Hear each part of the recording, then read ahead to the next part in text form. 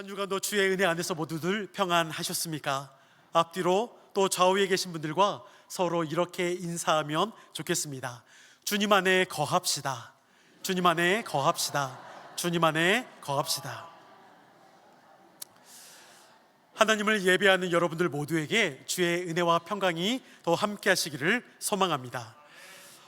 제가 요즘은 시간이 많이 없어서 잘 못하고 있지만 저의 취미 중에 하나는 장난감, 프라모델을 조립하는 거에 있습니다. PPT 한 번만 보여주실까요? 제가 이제 저런 것들을 이렇게 집에서 만들어서 하나씩 전시해 놓습니다. 네, 물론 이걸 사기 위해서 늘 아내의 결제를 받아야 하기 때문에 아내에게 늘 공손하게 무릎을 꿇고 부탁을 해야 하는 입장에 있습니다. 건담을 제일 많이 조립하는데 참 이게 부품이 참 많습니다. 이게 부품 하나하나 잘라서 이렇게 이어 맞춰야 하는데 보다시피 여러분 제 손이 참 짧고 두껍습니다. 그러다 보니까 이게 부품을 하나하나 이렇게 만드는 데 있어서 좀 이게 어려움이 있습니다. 좀 힘을 주면은 이 부품이 또 깨지죠. 또 하나가 이게 깨지게 되면 잘 안 됩니다. 본드로 또 붙이거나 아니면 이걸 좀 약간 찐따가 돼서 좀 팔이 하나 없거나 약간 이렇게 될 수도 있습니다. 그러니까 어떻게 보면은 부품이 많은 것 중에 하나만 잃어버려도 완전한 모습이 될 수가 없게 되죠. 작은 거 하나라도 신경을 쓰면서 본드를 붙이며 아니면은 스티커도 붙일 때가 있고 하나하나 그렇게 세밀한 또 정성과 시간이 필요합니다. 그런데 여러분, 농사를 짓는 일은 어떨까요? 또 과수원을 경작하는 일은 이루 말할 수 없이 큰 정성과 수고가 필요합니다. 그냥 밭에 씨를 뿌리고 나무를 심었다고 해서 그냥 다 모든 게 다 끝나는 것이 절대 아닙니다. 때에 따라서는 햇빛의 양을 조절해 주기 위해서 또 가지치기와 또 태양을 또 막아주는 그러한 일들도 해야 합니다. 물을 많이 뿌려줘야 할 때가 있습니다. 또 물이 너무나 많으면 그것도 안 될 때가 있지요. 그러니까 여러 정성과 수고가 필요한 것이 농사와 과수원을 경작하는 일이라 말할 수가 있습니다. 오늘 우리가 함께 읽은 본문은 포도나무 비유입니다. 오늘 본문의 1절 가운데 예수님께서 말씀하시는 바 우리 1절 말씀을 함께 읽어보도록 하겠습니다. 시작. 나는 참 포도나무요 내 아버지는 농부라. 아멘. 네, 여러분 1절에서 나는 포도나무다 라고만 하면 되는데 왜 나는 참 포도나무다 라고 말씀하고 계실까요? 여기서 참이라고 말씀하는 것은 거짓이 아닌 진짜, 진실의 의미라 말할 수가 있겠죠. 그렇다면 거짓 포도나무가 존재한다는 것일까요? 겉에 보기에는 포도인데 근데 실제로는 포도가 아닌 그러한 나무가 존재한다는 것일까요? 거짓 포도나무가 없다면 굳이 참 포도나무를 말할 이유가 없습니다. 그렇지만 성경에서 거짓 포도나무라고 말하는 경우도 또한 없습니다. 그럼 어떻게 성경에서는 거짓 포도나무라고 말할 수 있는 것을 어떻게 표현하고 있는지 이사야 5장 가운데 보게 되면 이스라엘을 향한 하나님은 포도나무를 이렇게 이야기를 하고 있습니다. 우리 이사야 5장 2절 말씀을 함께 읽어봅니다. 시작. 땅을 파서 돌을 제하고 극산품 포도나무를 심었도다.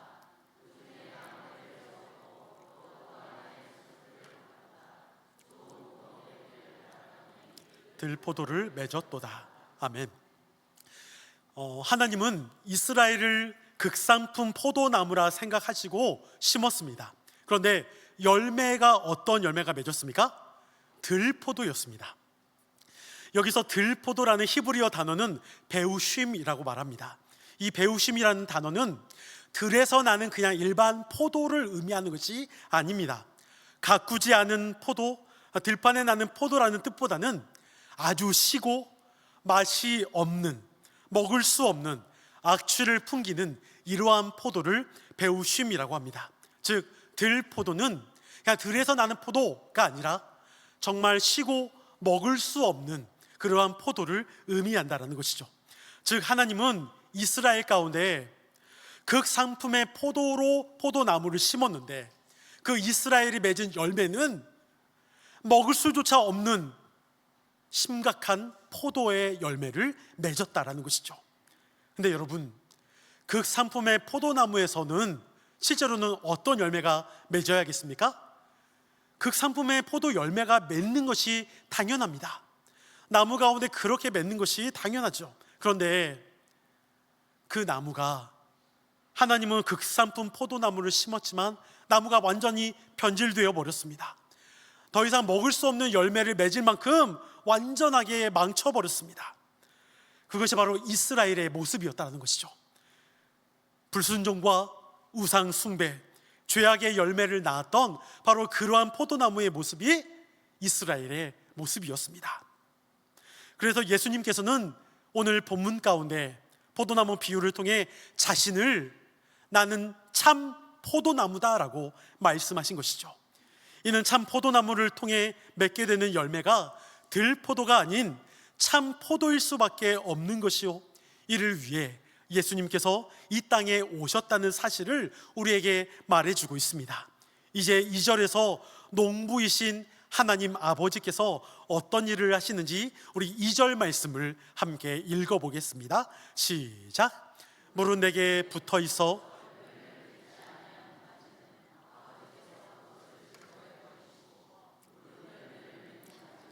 더 열매를 맺게 하려 하여 그것을 깨끗하게 하시느니라.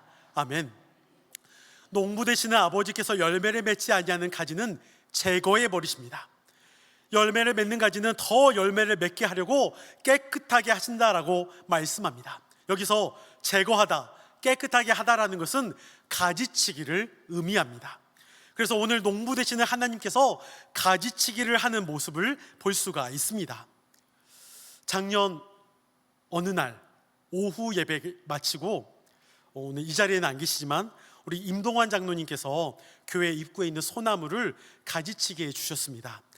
제가 알기로는 예전에는 우리 유명진 집사님께서 가지치기를 참 잘 해주셨던 걸로 제가 알고 있는데, 그렇게 애쓰고 수고해 주시고 섬겨 주시는 분들이 계시기에 참 감사합니다.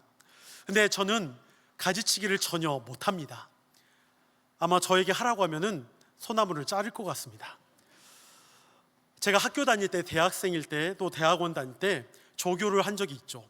근데 하루는 교수님께서 아주 정말 좋은 난을, 비싼 난을 받으셨습니다. 그래서 저에게 당부를 하셨습니다. 지연아, 절대 살려야 한다. 얘가 죽으면 너도 죽는다. 이런 말씀을 하셨죠. 그래서 여러분, 제가 열심히 정말 20일마다 체크를 해서 물을 줬습니다. 거의 한 10분 동안 흐르는 물에 제가 이렇게 쭉 주기도 했고요.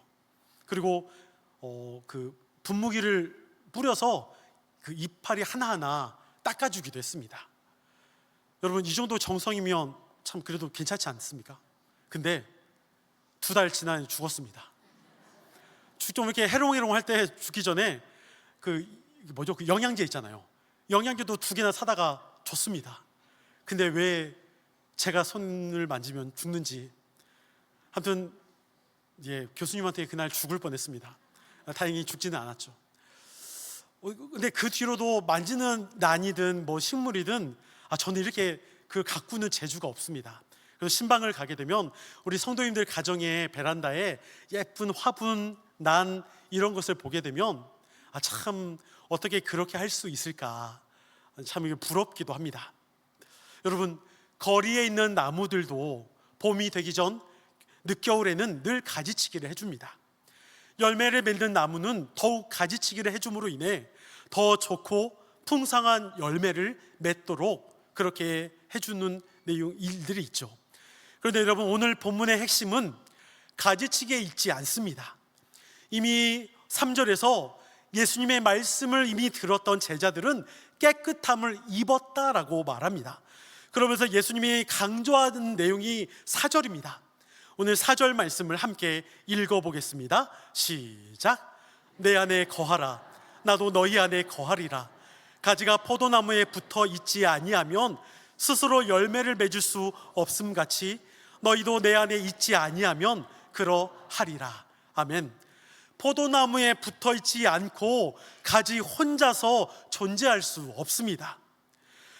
이는 곧 포도나무에서 떨어져 나온 가지가 혼자 살 수 없다는 것을 의미합니다.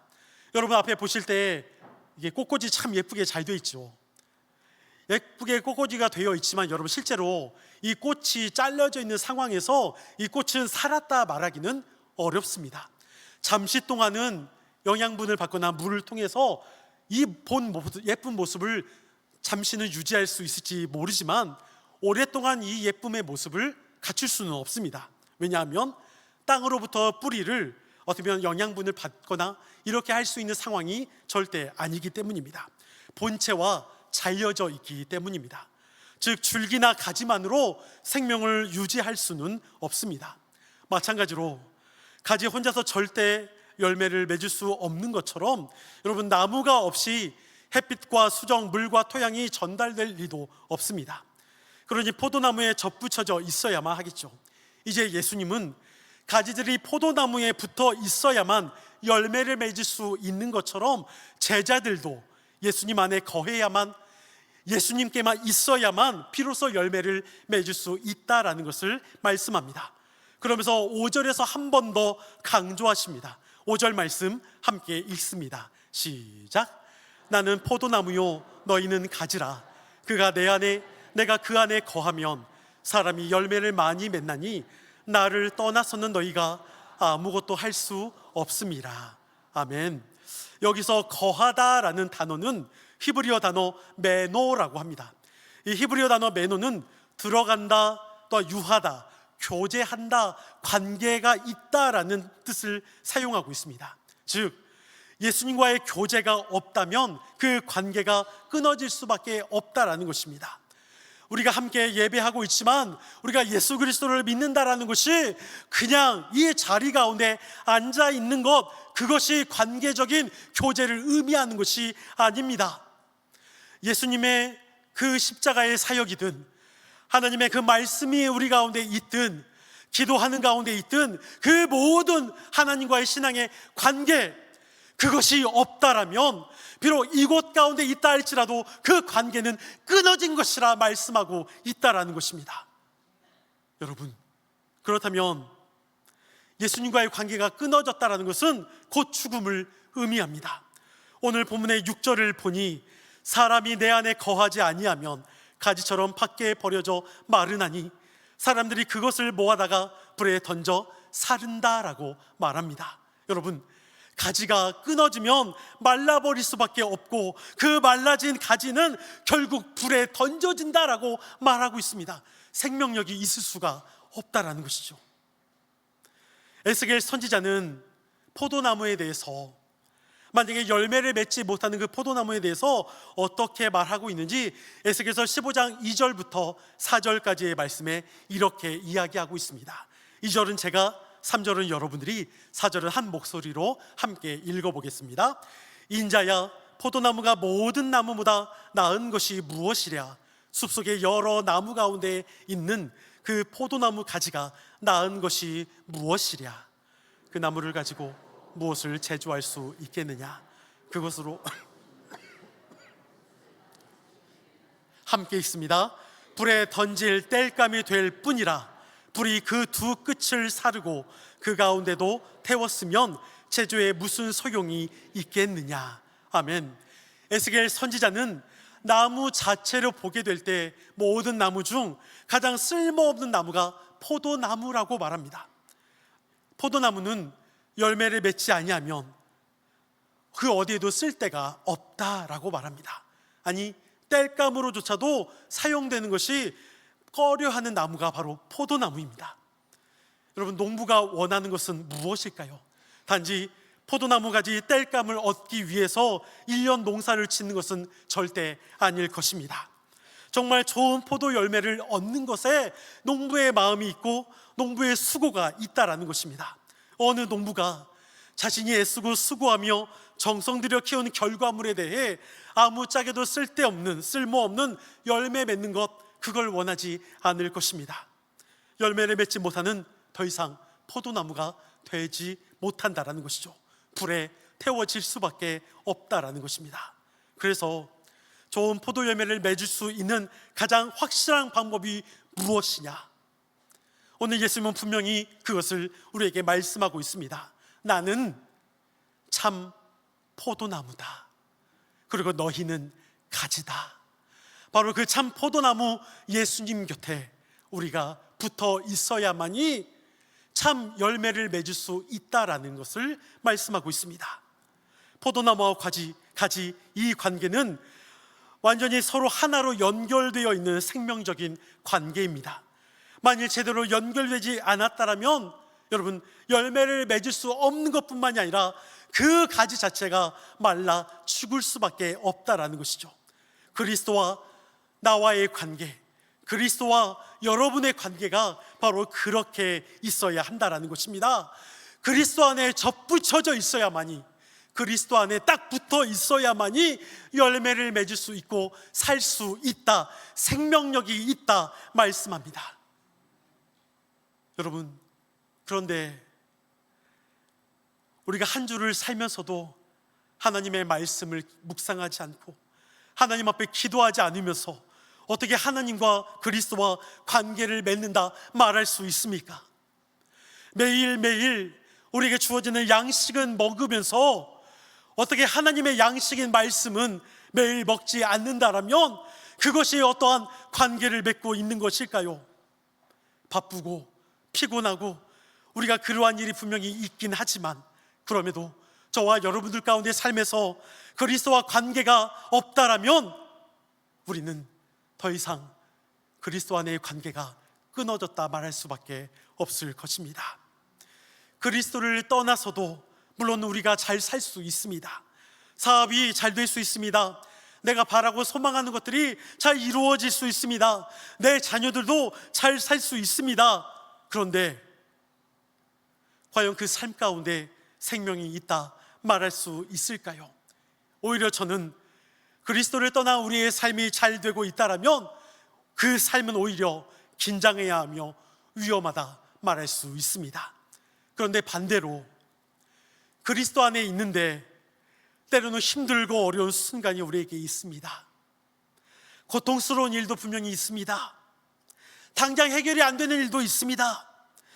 때로는 그것이 잘 빨리 해결되지 않아 내 마음이 속이 타들어가고 절망을 경험할 때도 있습니다. 하지만 조금 더디다 할지라도 그리스도 안에 있는 저와 여러분들 가운데는 그 시간이 비록 더디다 할지라도 빨리 이루어지지 않는다 할지라도 당장 해결되지 않는다 할지라도 하나님께서 하나님의 방법, 하나님의 때로 인도해 가실 것입니다.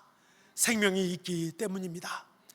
예수님께서 이 땅에 오셨던 그 십자가의 사건, 그 십자가의 사건의 은혜가 저와 여러분들 가운데도 계속적으로 이어지는 그 생명 가운데 함께 접붙여지기를 소망합니다. 지금 제자들을 향해 참 포도나무인 내 안에 거하라 말씀하고 있지만 여러분, 이 제자들조차 다 예수님을 부인하고 도망치며 세상적 기준으로 볼 때 실패한 인생을 다시 살아갑니다. 다시 예수님을 부인했고 그들 가운데 그들의 삶으로 다시 돌아갔습니다. 세상의 기준으로 보면 실패잖아요. 한두 번의 실패가 때로는 우리도 분명히 있습니다. 그런데 그 실패는 더 이상 실패가 아닙니다. 그리스도 안에 있기 때문입니다. 그리스도 안에 있다라면 우리에게 주어지는 때로는 한두 번의 그런 어려운 상황, 문제, 실패, 그것이 중요하지 않습니다. 다시 생명을 붙잡고 일어설 수 있기 때문입니다. 다시 열매를 맺을 수 있기 때문입니다.